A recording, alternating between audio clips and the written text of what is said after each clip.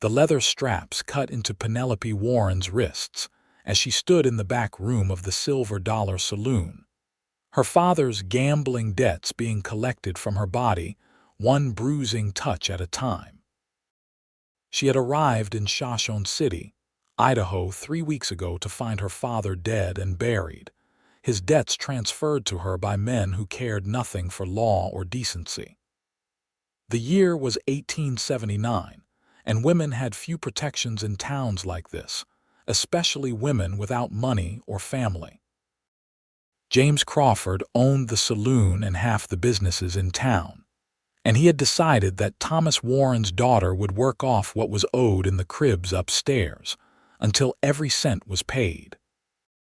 The amount kept growing with interest Crawford calculated in his favor, and Penelope knew the trap would never release her. She closed her eyes as Crawford's man, a hulking brute named Dutch, reached for the buttons on her dress.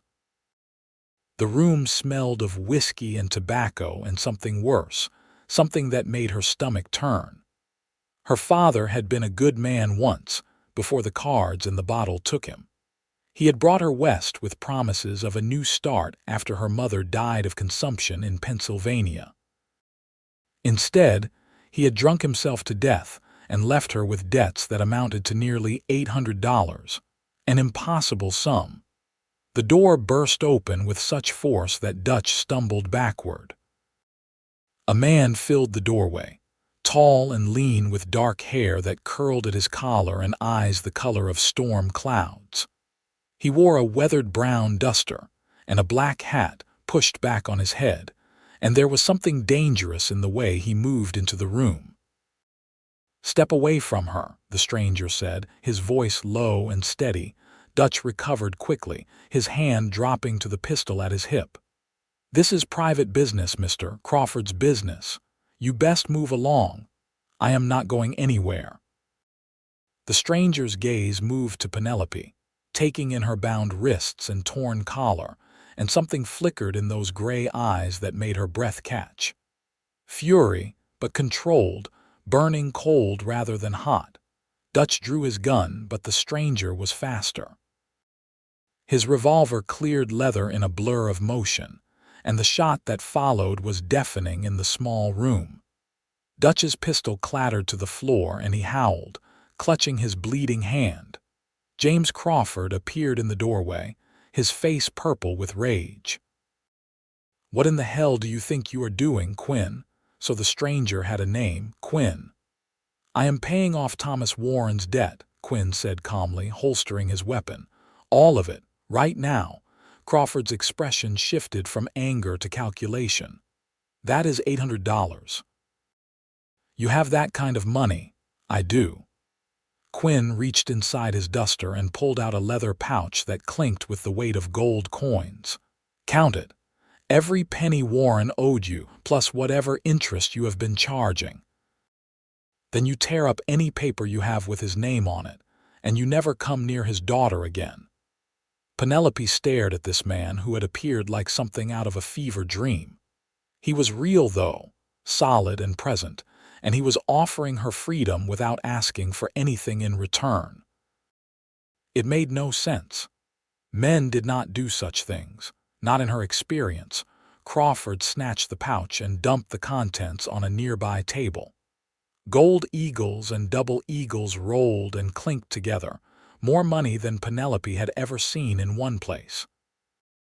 Crawford counted slowly, his fingers sorting through the coins twice, then 3 times. Finally, he nodded. "It is all here," he admitted grudgingly. "Dutch, go get the papers from my office." Dutch left, still cradling his injured hand, and an uncomfortable silence filled the room. Quinn moved to Penelope and pulled a knife from his belt. She flinched and he paused. "I am just cutting the ropes," he said softly.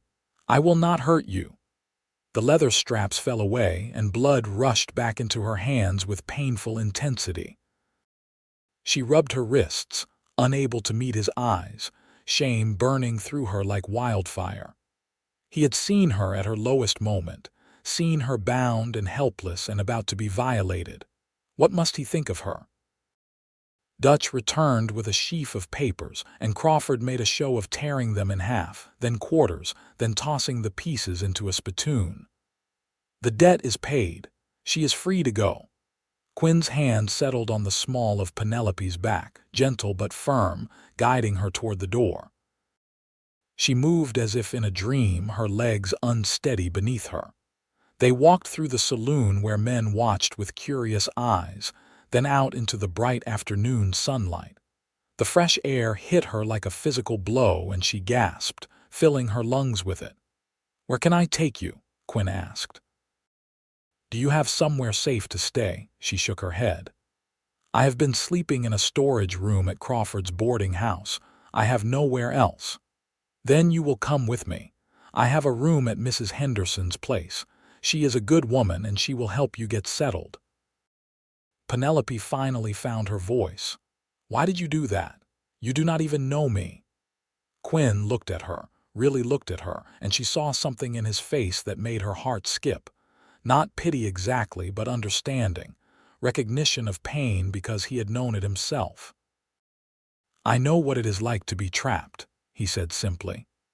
"I know what it is like when the whole world seems set against you. And I know what it is like to wish someone would step in and help, just once, without expecting something in return." They walked in silence through the dusty streets of Shoshone City.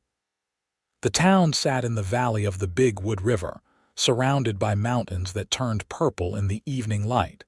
It was a mining town, relatively new, full of men seeking silver and fortune. Most found neither. Quinn led her to a white clapboard house with a neat garden in front, and a stout woman with gray hair and kind eyes answered his knock. "Vincent, what have you brought me?" Mrs. Henderson asked, taking in Penelope's disheveled appearance with a glance that missed nothing. "This is Penelope Warren. She needs a room and a fresh start. I am paying." Mrs. Henderson asked no questions. She simply opened the door wider and ushered Penelope inside. "Come in, dear. Let us get you cleaned up and fed. You look like you have not had a decent meal in weeks." It was true. Crawford had kept her on short rations, claiming the food was deducted from her debt. Mrs. Henderson led her upstairs to a small room with a real bed and clean sheets, and a window that looked out on the mountains. Then she brought hot water and soap and left Penelope alone to wash. Penelope scrubbed her skin until it was pink and raw, trying to wash away the memory of hands that had grabbed her, voices that had mocked her, the helpless terror of the past 3 weeks. The water turned gray, and still she scrubbed. Finally, she dried herself and put on the clean dress Mrs. Henderson had left folded on the bed. It was simple calico, blue with white flowers, and it fit reasonably well. She brushed out her long brown hair and braided it, then studied herself in the small mirror on the wall. She was 20 years old, though she felt ancient. Her father's death had aged her, and Crawford's cruelty had nearly broken her. But she was free now, thanks to a stranger named Vincent Quinn. The question that burned in her mind was simple and terrible. What did he really want from her? She went downstairs to find Mrs. Henderson setting the table for supper.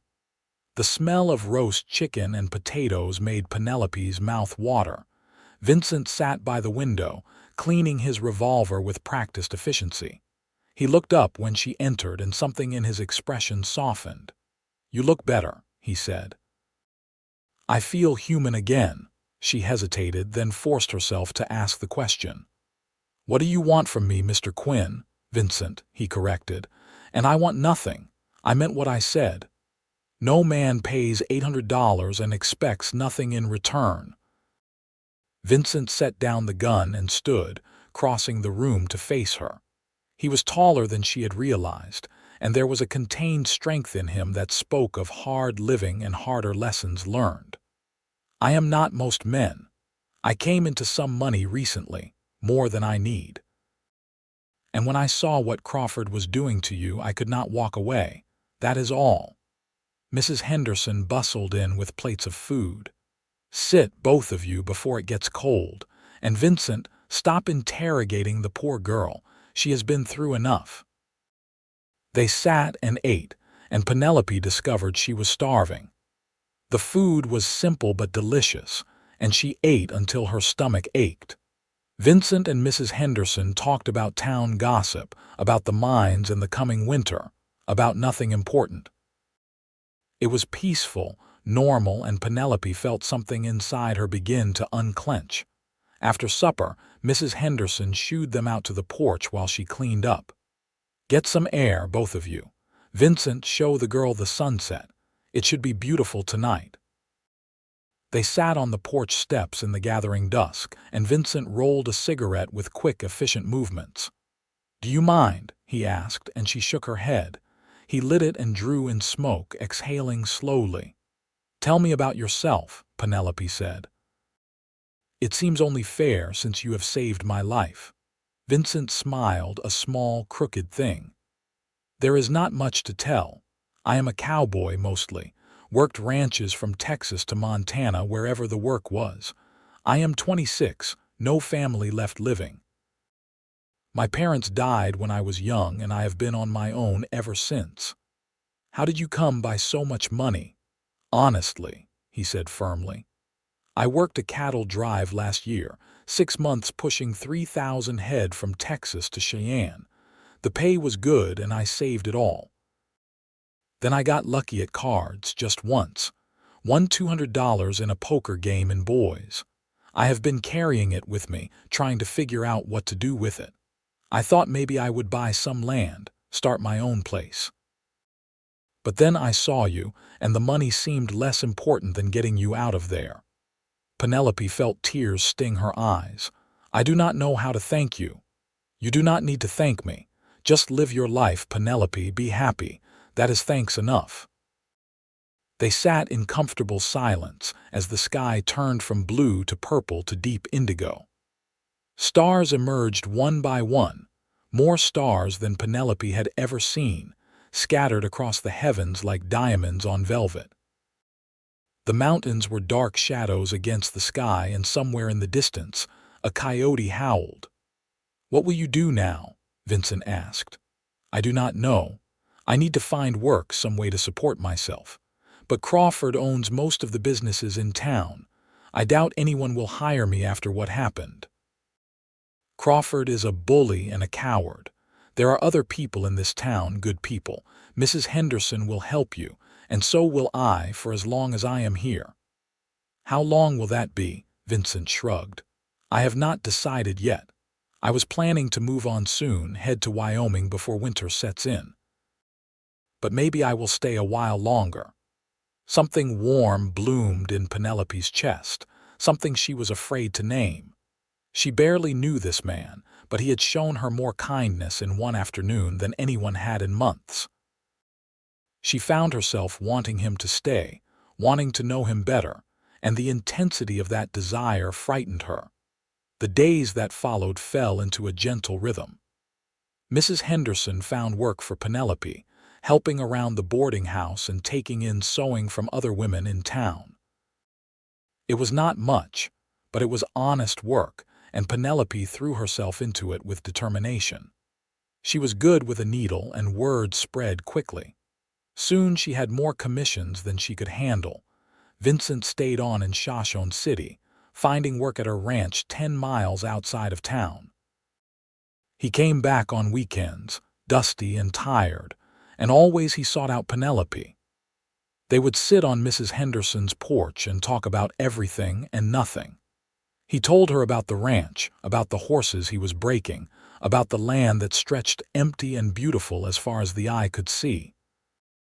She told him about the dresses she was making, about the women who came to her with their gossip and their kindness, about how she was beginning to feel like she belonged somewhere. Slowly, carefully, they became friends. Vincent was easy to talk to, patient and thoughtful, and he listened in a way that made Penelope feel heard. He never pressed her for more than she wanted to give, never made her feel obligated or trapped. He was simply there, steady as the mountains, and she found herself relying on that steadiness more than she wanted to admit. One Saturday evening in late September, Vincent arrived with a package wrapped in brown paper. "I got you something," he said, almost shyly. Penelope unwrapped it to find fabric, yards of beautiful deep green wool. "Vincent, this is too much. Winter is coming. You need a warm coat. I thought maybe you could make one." She ran her fingers over the soft wool, overwhelmed. "Thank you," she whispered. "Penelope." He said her name carefully, like he was testing its weight. "I need to tell you something." Her heart began to pound. "What is it?" "I am not good with words, never have been. But these past weeks, getting to know you, it has meant something to me. More than I expected. More than I probably should let it mean. Vincent, let me finish. I know you have been through hell. I know the last thing you probably want is a man complicating your life. But I need you to know that I care about you. Not because I paid your debt, not because I feel responsible for you. I care about you because you are strong and brave and kind, and because when I am with you, I feel like maybe I am worth something too." Penelope stood very still, the green wool clutched in her hands. Her heart was racing now and she could barely breathe. "I care about you too," she said softly. "I've tried not to, tried to keep my distance, but I think about you all the time. When you are gone during the week, I count the days until Saturday, and that terrifies me, Vincent, because I swore I would never depend on anyone again." Vincent took a step closer. "You are not depending on me. We are choosing each other. That is different." "Is it?" "Yes." He reached out slowly, giving her time to pull away, and cupped her cheek with his hand. His palm was rough with calluses, warm and gentle. "I would never trap you, Penelope. I would never use your gratitude against you. If you want me to leave, I will leave. But if you want me to stay, I will stay. It is your choice." She turned her face into his hand, closing her eyes. "Stay," she whispered. "Please stay." He kissed her then, soft and careful, and Penelope felt something break open inside her. It was not the desperate, frightened thing she had felt in Crawford's saloon. This was different, tender and real, and it made her believe that maybe she could have something good in her life after all. They stood on the porch, wrapped in each other's arms as the sun set behind the mountains, painting the sky in shades of gold and crimson. Mrs. Henderson appeared in the doorway, took one look at them, and smiled before quietly retreating inside. The courtship that followed was sweet and slow. Vincent came to town every weekend, and they walked together through the streets of Shoshone City, building a life in small moments. He took her to the church social, where she met more of the townspeople and found herself welcomed. He brought her books from the general store, having noticed her love of reading. He taught her to ride, putting her on the gentlest horse at the ranch and patiently guiding her through the basics. Penelope made him the green coat, and a new shirt to replace his worn one, and mittens for the coming winter. She learned that he took his coffee black, that he loved apple pie, that he had a beautiful singing voice he rarely used. She learned that he was patient with animals and children, quick to help anyone who needed it, slow to anger but terrible in his fury when roused. She also learned that he had scars, physical and otherwise. There was a long white line across his ribs from a knife fight in a San Antonio saloon. There was a burn on his shoulder from a branding iron that had slipped. And there were deeper scars, the kind that did not show, the kind that came from growing up alone and learning to expect nothing from the world. They fit together in the way two broken things sometimes do, each understanding the other's wounds. By the time the first snow fell in November, they were inseparable. Vincent had moved to a small cabin on the ranch property, and Penelope went with him one Sunday, riding behind him on his horse. The cabin was rough but solid, one room with a stone fireplace and a single window. It was not much, but it was his, earned through hard work and careful saving. "I want to build something here," Vincent said, standing in the middle of the room with his hands on his hips. "Not just a cabin, a life. A ranch of my own maybe in a few years. Cattle and horses, good land, a place to belong." "It sounds wonderful," Penelope said and meant it. Vincent turned to her, his gray eyes serious. "I want you to be part of it. I want you to marry me, Penelope. I know it has not been that long, and I know you might need more time. But I love you, and I want to spend my life with you if you will have me." Penelope's breath caught in her throat. She thought about the girl she had been 3 months ago, trapped and terrified and certain she would never escape. She thought about the woman she was becoming, strong and capable and learning to hope again. And she thought about Vincent, who had given her freedom and asked for nothing, who had stayed when he could have left, who looked at her like she was something precious. "Yes," she said, the word tumbling out. "Yes, I will marry you." Vincent's face broke into a grin, and he swept her up in his arms, spinning her around until they were both dizzy and laughing. He kissed her deeply, and Penelope kissed him back, pouring all her love and hope and gratitude into it. They were married 2 weeks later in the small church in Shoshone City, with Mrs. Henderson and a handful of townspeople as witnesses. Penelope wore a dress she had made herself, cream-colored wool with lace at the collar, and Vincent wore his new shirt and a tie he kept adjusting nervously. The preacher smiled benevolently as they exchanged their vows, promising to love and honor each other through whatever came. When Vincent kissed his bride, Penelope felt tears slip down her cheeks. They were happy tears, the first she had cried in months that were not born of fear or grief. They moved into the cabin together, and Penelope set about making it a home. She sewed curtains for the window and a quilt for their bed. She planted herbs in pots by the door and hung dried flowers from the rafters. Vincent built her a table and chairs, working in the evenings by lamplight, his hands shaping the wood with patient skill. The winter was hard, as winters in Idaho always were. Snow piled high against the cabin walls, and the wind howled down from the mountains like a living thing.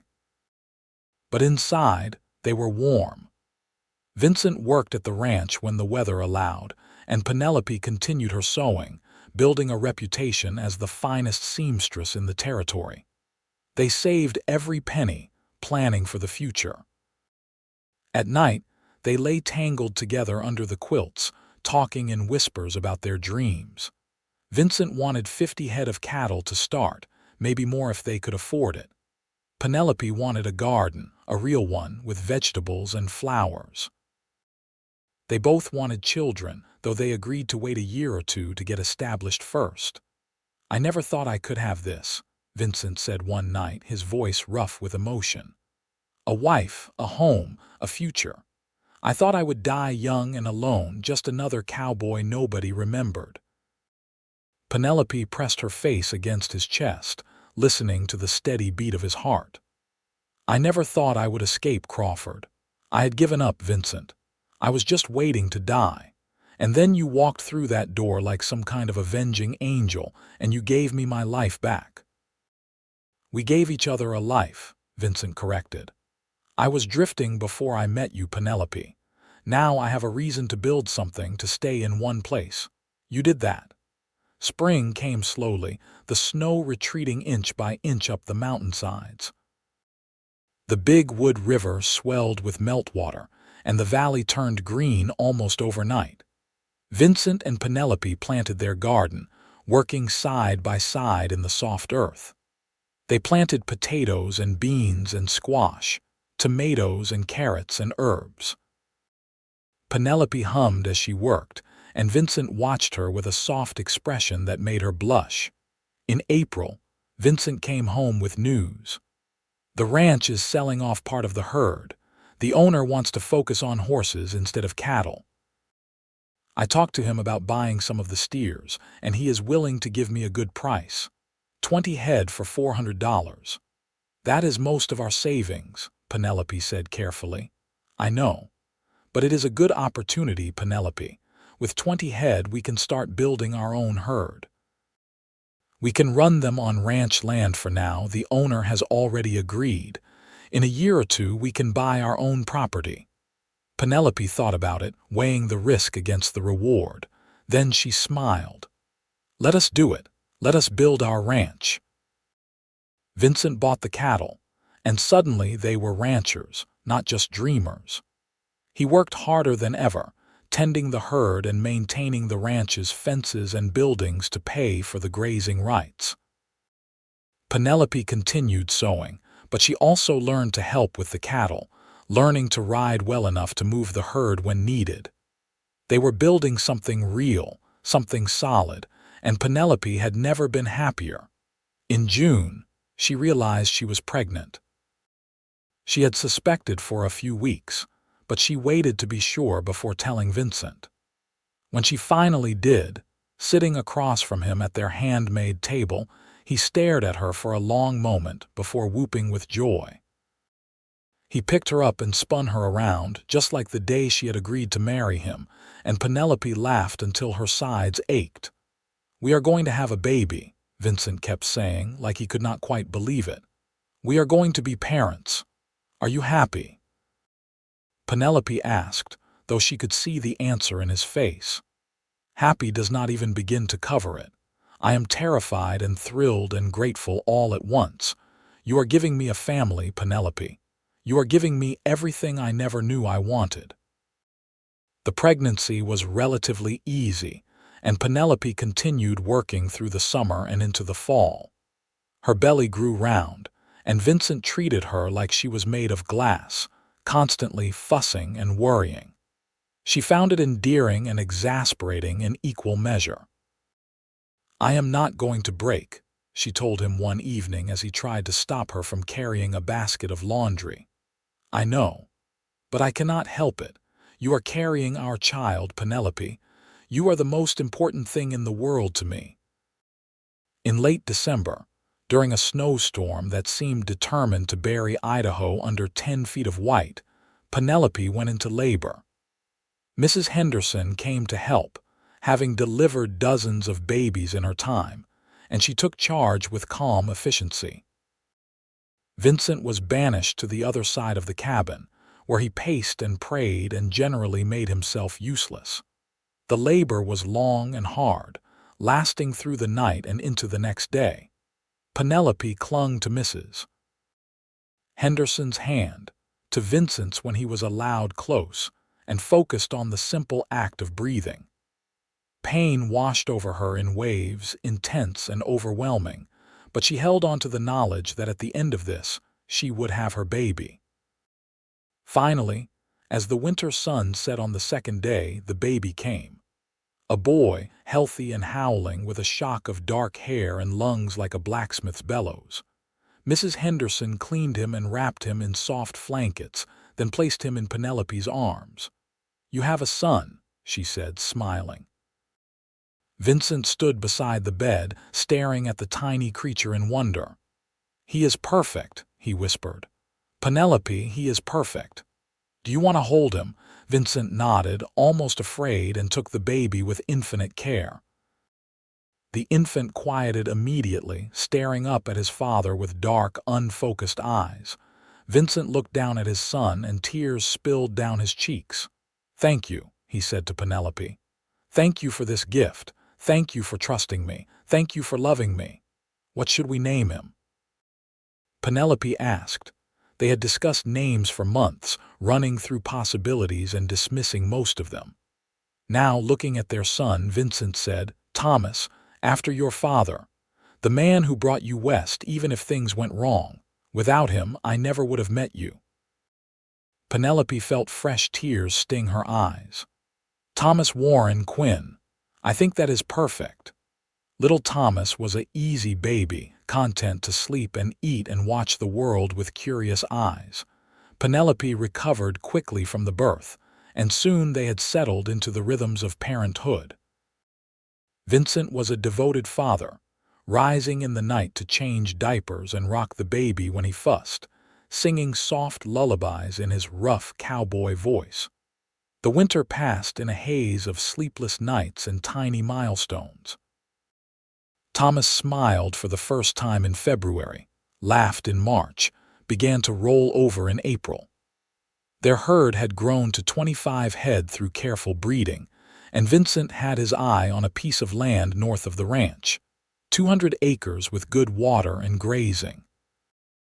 "The owner is willing to sell for $1,000, he told Penelope one evening. "We have about 600 saved, and if we sell 5 head, we can make up the difference. It would be ours, Penelope, our own land." "Then let us do it," she said without hesitation. In May of 1881, Vincent Quinn purchased 200 acres in the shadow of the Sawtooth Mountains, and they became true landowners. They moved from the cabin to a new house Vincent built with his own hands, a modest 2-room structure with plans to expand as their family grew. Penelope planted a larger garden, and Vincent built a barn for the cattle and the horses they hoped to buy. It was hard work, back-breaking and constant, but they tackled it together. On Sundays, they rested, spending the day as a family.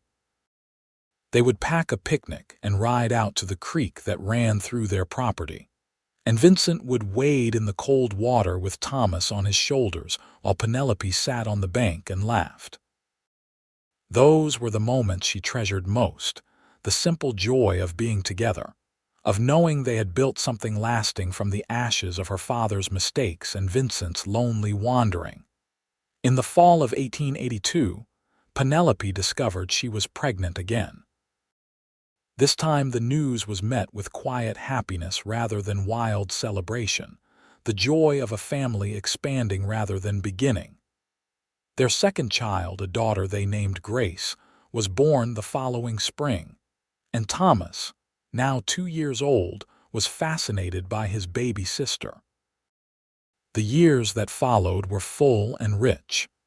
Their herd grew to over 100 head by 1885, and they hired 2 ranch hands to help with the work. Vincent bought a string of horses and began breeding them, developing a reputation for quality stock. Penelope's sewing business had evolved into a small dress shop in Shoshone City, run by a young widow she had trained. The profits were modest but steady, adding to their growing prosperity. They added rooms to the house, expanding it into a proper home with a parlor and separate bedrooms for the children. Penelope planted roses by the front door, and every summer they bloomed in riot of red and pink and white, filling the air with their sweet scent. Thomas grew into a serious, thoughtful boy who loved the horses and followed his father everywhere. Grace was wild and laughing, always covered in dirt from exploring the creek or climbing trees. Vincent taught Thomas to ride and rope, to read the weather and understand the land. Penelope taught Grace to sew and cook, to read and write, to be strong and independent. In 1887, their third child was born, another boy they named Samuel. He was a quiet baby, content to observe the world with wide, thoughtful eyes. The house was full of noise and laughter now, of children running and playing, of life in all its messy, beautiful glory. One evening in the summer of 1889, Vincent and Penelope sat on the porch of their house, watching the sun set behind the mountains. The children were asleep inside, and the ranch was quiet except for the distant lowing of cattle and the chirp of crickets. "You remember the day we met?" Vincent asked, his arm around Penelope's shoulders. "Every detail," she said softly. "You burst through that door like thunder, and I thought I was hallucinating. I could not believe someone was actually helping me. I saw you standing there, so brave and terrified all at once, and something just shifted in me. I knew I had to get you out of there, no matter what it cost. You gave me everything, Vincent. My freedom, my life, a family. I was nothing when you found me, just a frightened girl about to be destroyed, and you saw something worth saving." Vincent tilted her face up to his, looking into her eyes with all the love and tenderness of their 10 years together. You were always worth saving, Penelope. You were always strong and brave and beautiful. I just gave you a chance to show it." "We saved each other," Penelope said, echoing his words from so long ago. "I think we were both drowning in our own ways and we found each other just in time." They sat in comfortable silence as the stars emerged, the same stars that had watched over them that first night on Mrs. Henderson's porch. So much had changed since then, but the feeling between them had only deepened, growing stronger with each passing year. Their ranch prospered through the 1890s, becoming one of the most successful operations in the territory. Idaho achieved statehood in 1890, and Shoshone City grew from a rough mining town into a proper community with schools and churches and a railroad connection. The Quinns were respected members of the community, known for their hard work and generosity. Vincent never forgot what it was like to be desperate, and he quietly helped others when he could, offering work to men down on their luck, paying for supplies when families hit hard times. Penelope took in girls who had nowhere to go, teaching them skills so they could support themselves, making sure no one else had to endure what she had suffered. Thomas grew into a fine young man, taking over more and more of the ranch operations as Vincent's hair turned gray. Grace married a schoolteacher in 1903, a gentle man who treated her like a queen. Samuel went to college in Boise, studying veterinary medicine with plans to return and care for the ranch's animals. By 1905, Vincent and Penelope were grandparents 3 times over, with Thomas's wife expecting their 4th grandchild. The house they had built was now the heart of a sprawling ranch that covered over 1,000 acres, supporting 200 head of cattle and the finest horses in southern Idaho. One warm evening in June, Vincent and Penelope took a walk to the creek where they had spent so many Sunday afternoons with their children. They moved more slowly now, their bodies bearing the marks of hard work and passing years, but they still walked hand in hand. "Do you ever think about that day?" Penelope asked. "The day you walked into the Silver Dollar Saloon and changed my life." "All the time," Vincent admitted. "It was the best decision I ever made.